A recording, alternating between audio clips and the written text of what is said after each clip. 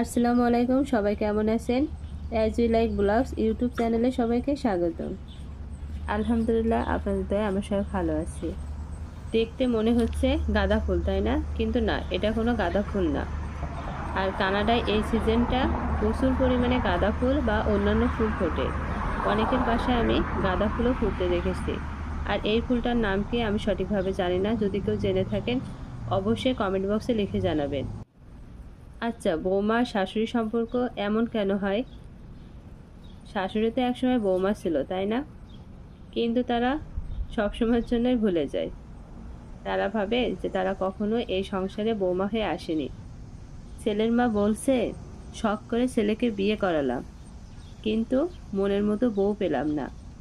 এই কথা শুনে ছেলের দাদি তখন বলতেছে, তোমার আর আমার একই কপাল। কথাটা কেমন হয়েছে বলুন?